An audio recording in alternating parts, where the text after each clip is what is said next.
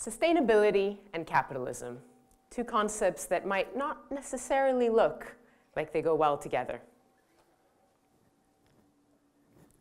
Yet I'm going to show you that sustainable capitalism is the future of our economic system.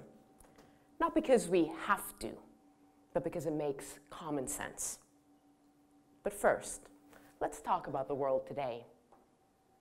Environmental issues, climate change and extreme weather events that go unaddressed, poverty and inequality, obesity at the same time as malnutrition. What links these issues together? We do. Our behavior as a species. Overconsumption and disrespect for our planet. Disregard for our fellow humans.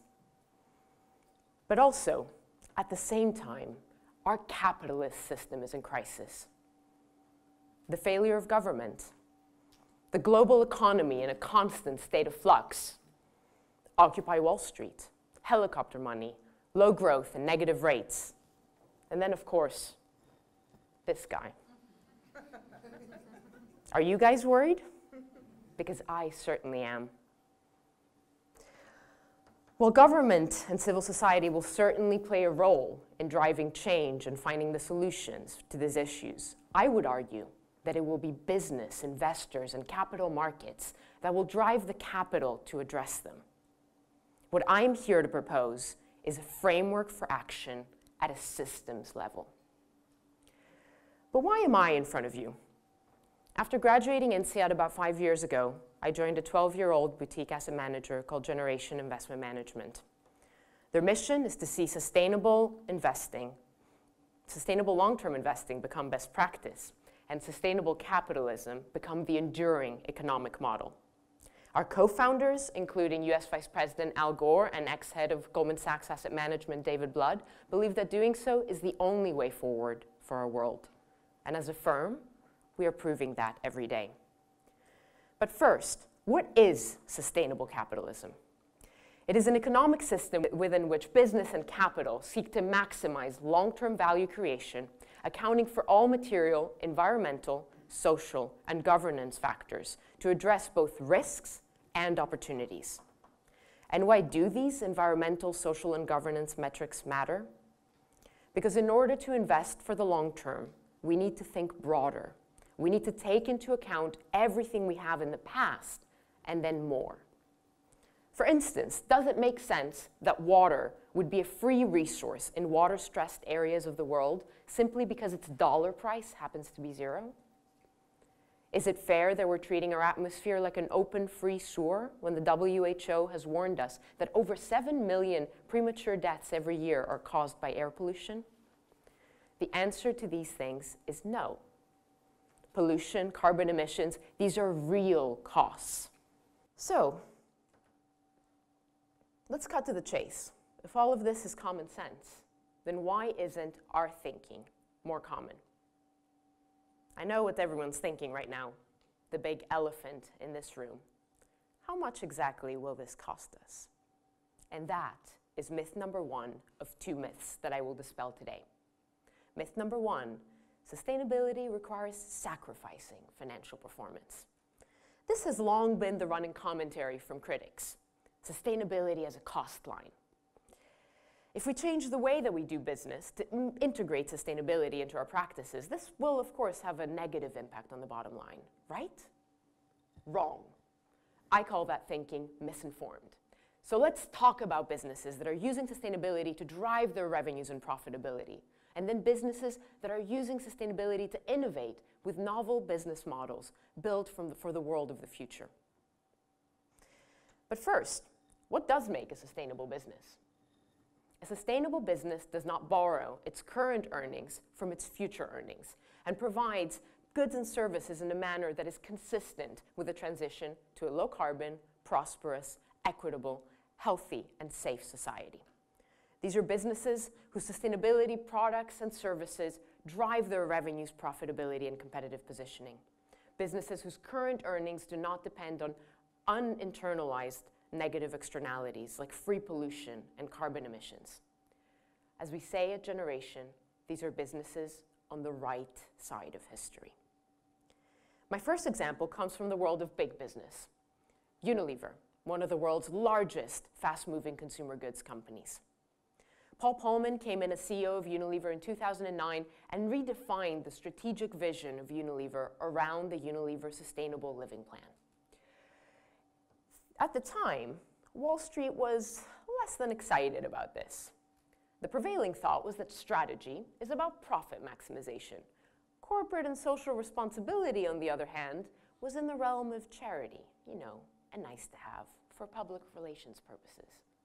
Polman showed that is not so. There are 4 high-level outcomes that Unilever credits to the Unilever Sustainable Living Plan. But being pretty data-driven myself, I'd like to just talk about the top one. 600 million euros of cost savings from manufacturing, all initiating from the impetus to reduce resource use and carbon emissions.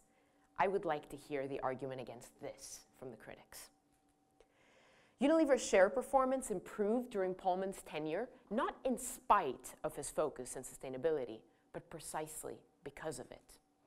And Unilever is not the only company to be doing this.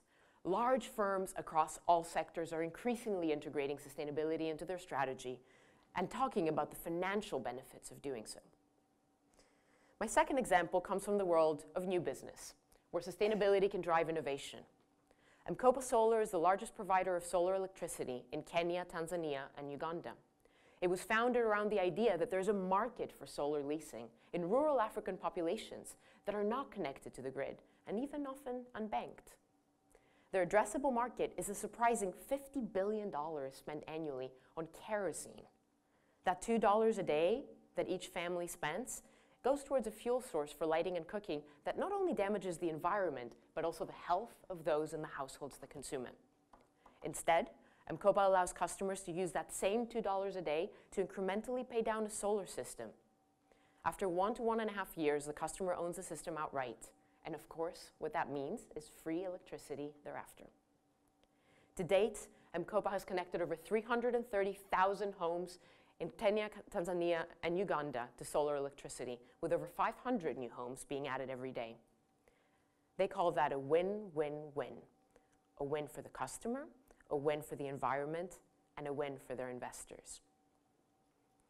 So sure, some would say, these are some isolated examples. Some companies can make some benefits, but can we really invest behind this? This myth extends to sustainability and investment returns. Here's how this one goes. Impact and financial return are reversely correlated, and there's a curve that shows that as you integrate sustainability progressively into your investment process, your expected financial return would decline, right? Wrong. In fact, new academic work has already dispelled this myth. I wish it was my work, but it's someone who spent a lot more time than me in this field. Professor George Serafeim of Harvard Business School. His analysis shows that if asset managers incorporate environmental, social, and governance factors in their investment process, they can deliver outperformance. How much outperformance? 3 to 4% annually. In a world where most hedge funds struggle to deliver any alpha, I'd say that's pretty good. But of course, this is all theoretical, right? Completely academic. Well, lucky for us, we do have a live example. Generation has been managing $11 billion of public equities on behalf of our clients, where we have been integrating sustainability in a bottoms-up way for 12 years now. And our results? We don't publish our track record on a regular basis, but over the past 10 years, our outcomes for our clients, net of fees, have been consistent with George Serafeim's work. So, sustainability requires sacrificing financial performance? I'd say we've proven that wrong. Which brings me to the second myth. Do we really have to deal with this now? Myth number 2, sustainability is not yet relevant today. This is a good way to get me a little angry. If you want to make me angry, just, say this. Not only because I find it to be a narrow-minded way to look at the future, but also because it is an utterly irresponsible one. This myth perpetuates the short-term thinking that has gotten us here. So, what is the argument here? Sure, the world will change eventually, It just won't happen anytime soon. And by the time it does, I won't be around anymore. I'll be gone, definitely from this job, maybe even from this life. This is quite relevant when thinking about the trillions of US dollars that are invested in the fossil fuel ecosystem. There is currently 3,000 gigatons of carbon trapped in proven reserves of fossil fuels. Climate scientists agree that in order to keep climate temperatures from rising more than 2 degrees Celsius, we can only ever afford to burn 1/3 of those reserves. At Generation, we call the other 2/3 of those reserves stranded assets, assets whose economic value will suffer from premature write-downs. So why would pension funds and investors keep investing capital behind assets that are going to lose their economic value, companies that are looking to own and extract these assets, and even more perversely, companies that are exploring for new reserves? As if a 3-to-1 ratio of what we have to what we can use is not enough? I have an idea about why that's going on. It's because people are betting this won't blow up on their watch. It is that thinking exactly that has led to the biggest financial losses in recent history. Go back to the mortgage fuel crisis of 2008. Why were people still allocating capital in markets that were obviously still a bubble? As Chuck Prince, ex-CEO of Citigroup, told the Financial Times, referring to the leveraged loan market in 2007, as long as the music's playing, you gotta get up and dance. But what happens when the music stops? I can tell you the finance industry got a very hard dose of reality not very long after that quote was printed. So, here's a thought. Timing the decline of an industry or the enactment of regulatory change is a very hard thing. One of our favorite quotes at Generation by Rory Dornbush is that in economics, things take longer to happen than you think they will, and then they happen faster than you thought they could. In other words, change is not linear. Let that sink in a bit. Here's a chart of what solar installations looked like if you look backwards in 2005. I'd say pretty unremarkable. And here is what happened next. And this behind me, this is the good news. This is the pretty picture. The inverse was true for coal. That industry saw a rapid decline in valuations. Investors actually lost a lot of money. So, for those that think that sustainability is something they can deal with in the future when it becomes more relevant, boy, are they in for an unpleasant surprise. So what have we said today? 2 myths, both busted.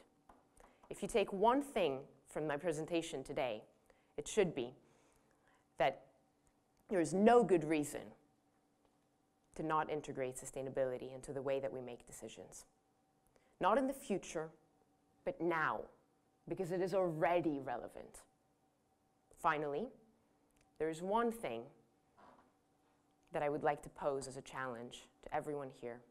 When you leave here today and the warm feeling in your chest goes away that you've taken from all of these talks, try to integrate one thing from what I've just said into your life.